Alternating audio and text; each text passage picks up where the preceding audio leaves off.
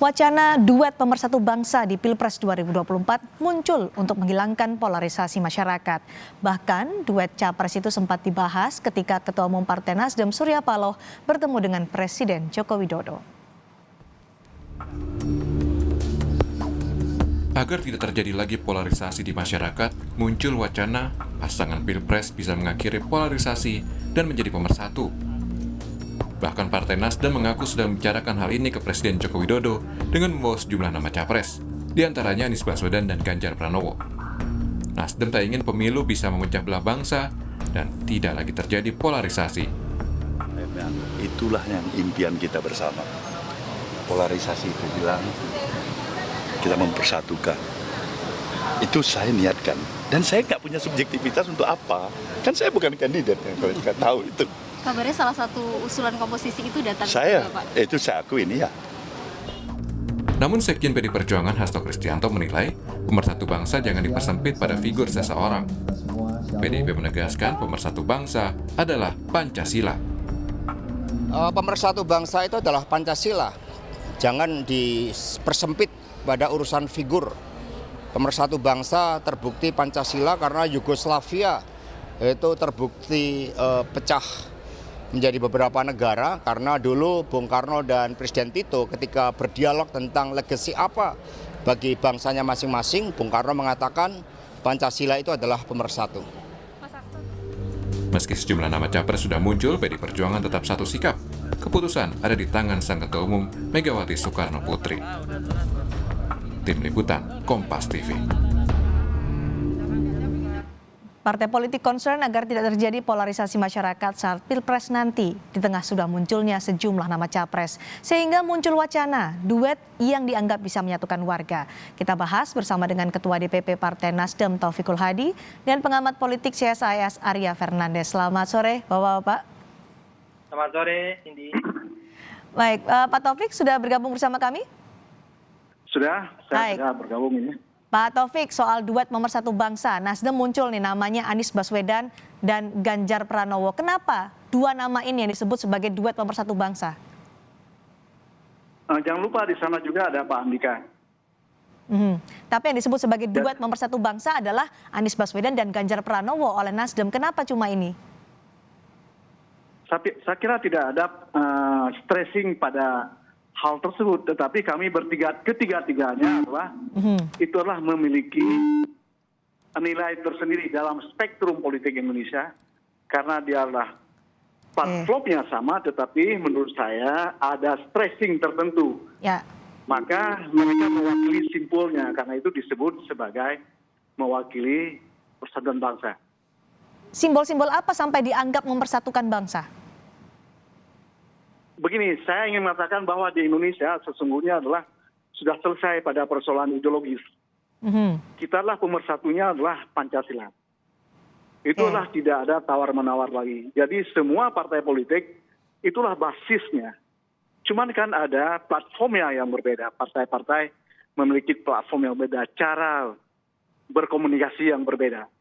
Jadi adalah hanya persoalan cara di dalam konteks kita. Berbeda misalnya dengan di negara-negara lain, ada partai yang memiliki ideologi anti agama, ada partai ideologi yang yang percaya kepada Tuhan dan sebagainya. Tetapi di Indonesia kan tidak ada, semuanya kita pada Pancasila. Karena itu persoalan persatuan sudah selesai dengan ideologi tersebut. Nah, sekarang adalah di dalam masyarakat ternyata masih ada sedikit penekanannya, karena memang spektrum di dalam konteks Pancasila itu ada spektrum tertentu, maka itulah yang disebut mereka sebagai simbol di dalam konteks spektrum tersebut.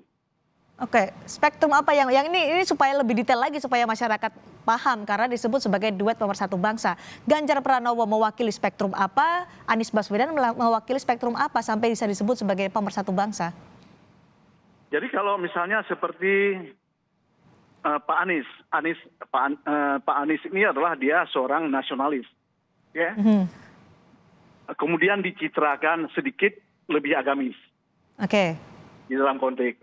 Kemudian Pak Andika ini adalah seorang nasionalis karena dia berasal dari TNI, maka dia dianggap adalah netral. Oke. Kemudian Pak Ganjar, dia seorang nasionalis dan dicitrakan sebagai pendukung pluralisme. Jadi menurut saya Oke. itu adalah spektrum di dalam masyarakat. Oke. Ya kan? Baik, Nah, baik. dipersatukan karena sebelumnya adalah perbedaan-perbedaan yang terjadi, sikap Oke. politik masyarakat itu berdasarkan itu. Dan sekarang mereka itu mampu, insya Allah akan menarik semua ekor spektrum Baik. tersebut. Jadi menjadi menyatukan spektrum religius dan nasionalis supaya menjadi pemersatu bangsa. Mas Arya, mungkinkah duet pemersatu bangsa ini terwujud? Terima kasih Cindy. Saya kira ini sangat berat ya. Bahkan untuk saat ini sepertinya hampir sulit duet ini akan terbentuk ya. Karena beberapa alasan.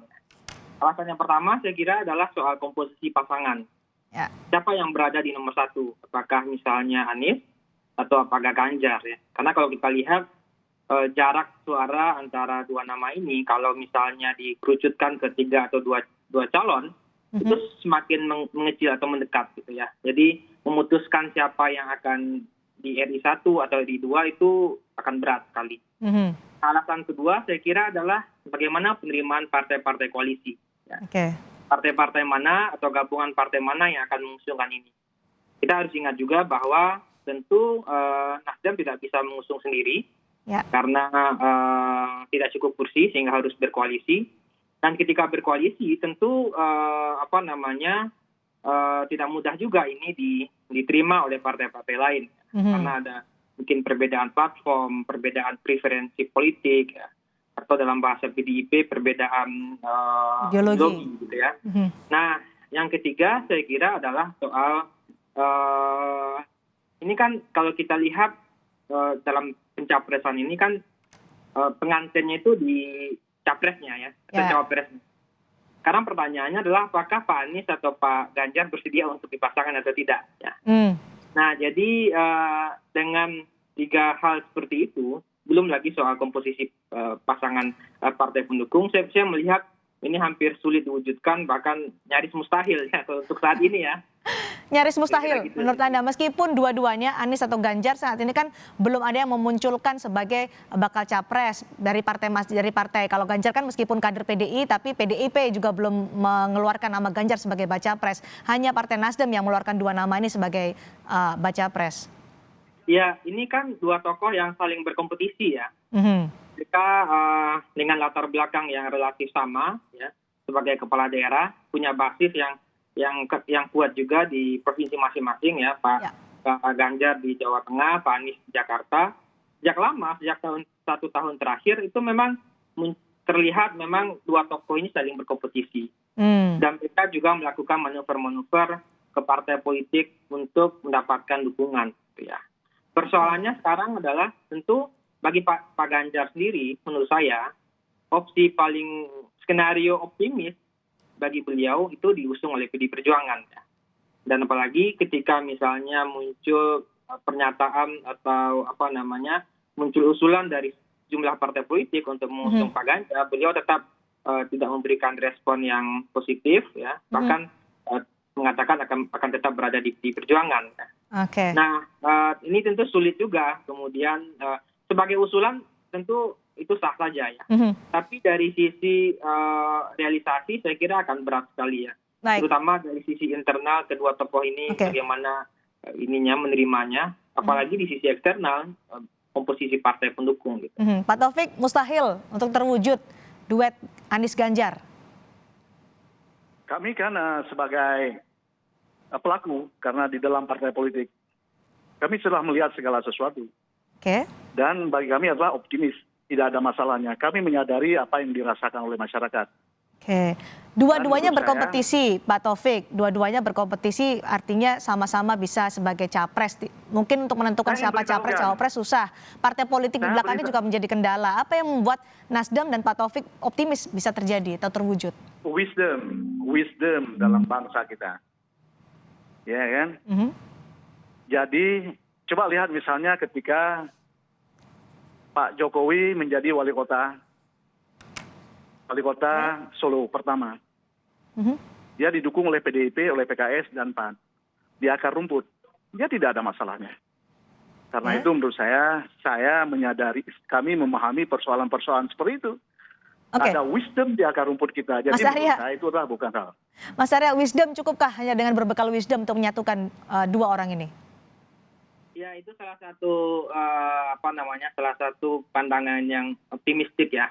Tapi kalau kita lihat situasi politik sepertinya untuk saat sekarang itu menurut saya pribadi belum menunjukkan arah-arah bahwa itu akan terjadi ya. Sangat berat sekali. Bahkan dalam hal misalnya kita menghadapi ketidakpastian ya. Bahkan pada level Ganjar dan Pak Anies sendiri itu belum tentu ada kepastian juga untuk maju. Ya. Misalnya kita lihat Rakernas Nasdem memberikan opsi seperti itu. Tapi kan sekarang partai-partai saling mengunci. Ya, misalnya Demokrat ya. Demokrat tiba-tiba melakukan komunikasi dengan Gerindra, melakukan komunikasi dengan partai-partai lain, gitu ya. Partai saling mengunci. Kita belum bisa memastikan pertama bagaimana pola koalisinya ke depan. Masih saling Yang kedua, menimbang-nimbang. bagaimana kepastian kandidat yang akan maju. Tapi ini kan Pak wacana. Ganjar dan Pak Anies sendiri juga belum tentu bisa maju juga gitu. Mas Arya, ini kan wacana sudah dibawa Ketua Umum Partai Nasdem, Pak Surya Paloh ke Pak Jokowi. Apakah ini akan menjadi jalan untuk duet ini mungkin ada wujudnya atau terwujud? Kan seperti apa? Kalau kita lihat di 2024 Ya. kingmaker-nya akan banyak.